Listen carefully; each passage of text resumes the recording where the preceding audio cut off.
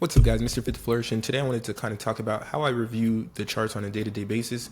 Whenever I am going over charts and just kind of seeing, hey, what kind of plays should I have taken? What should I be looking at when I'm trading?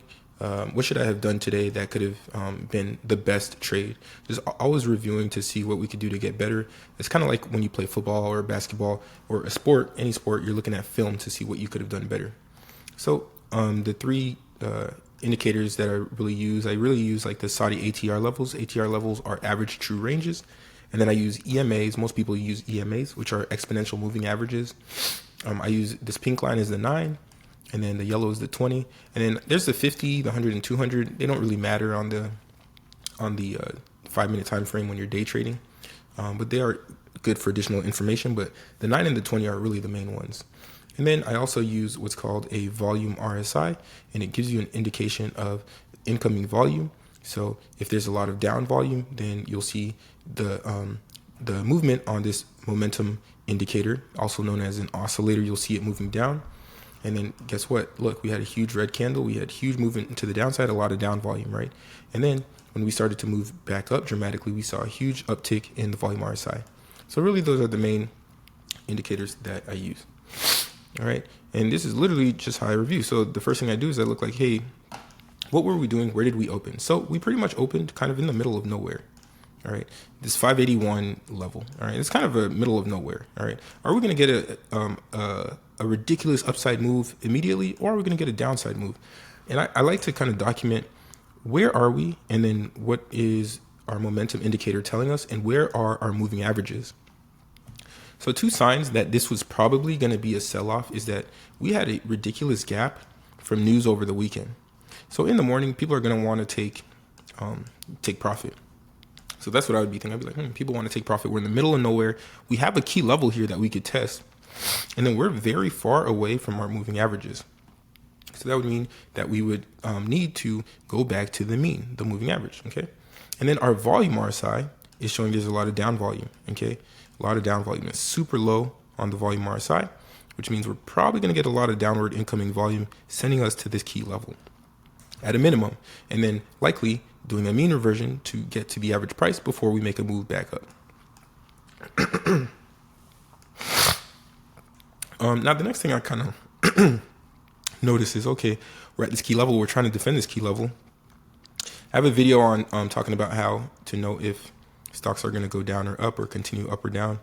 So the 9MA and the 20MA are super far apart.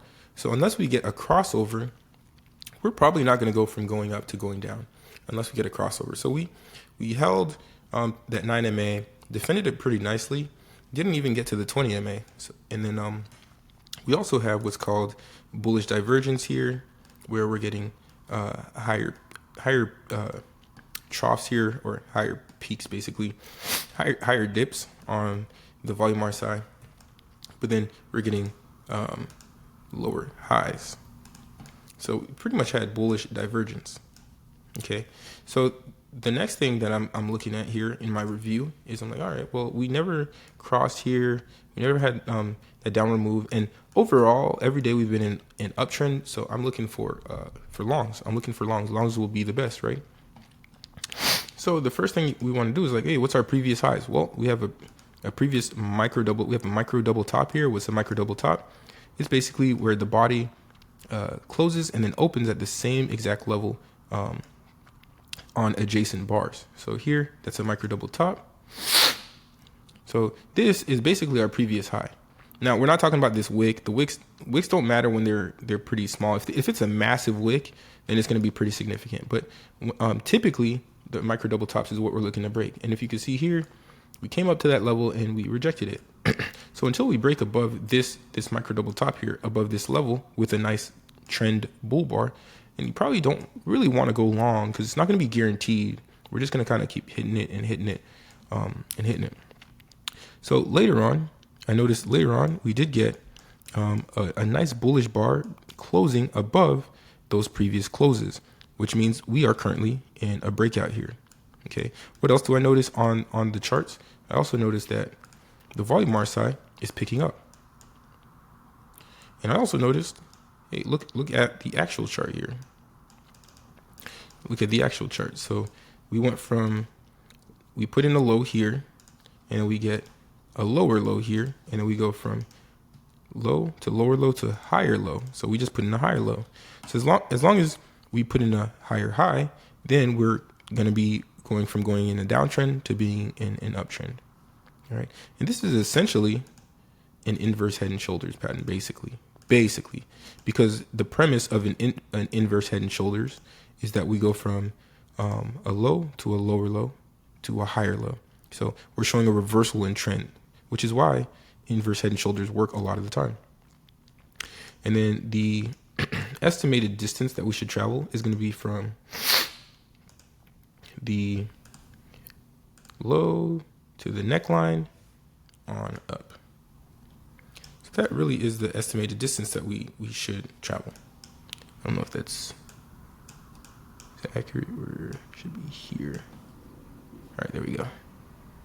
Let me draw that again. Boop and a boop.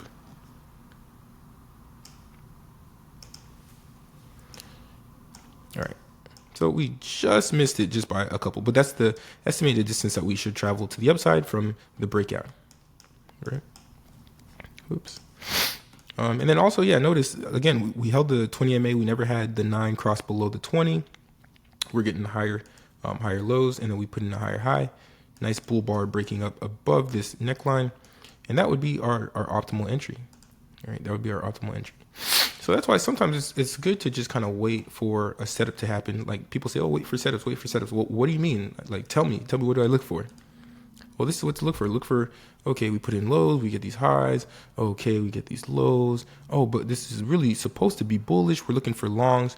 All right, so we put in these previous 2 highs. If we break above that, then we're going to create a new high. So that's considered a breakout. And then we could test the previous high and keep going. So that's just kind of a short review of how I do my nightly recaps. I always look at the charts. I'm like, okay, well, what could have I done here today? I could have been patient. I could have waited for that upward move, and that would have been confirmed by that break above the previous high. It would have been really good. Anyways, it's your boy, Mr. Fit to Flourish. That was a recap of May 12th, 2025, Monday. And I'm out of here. Good morning, welcome to the Fit to Flourish podcast. Let's talk wellness, finance, and growth.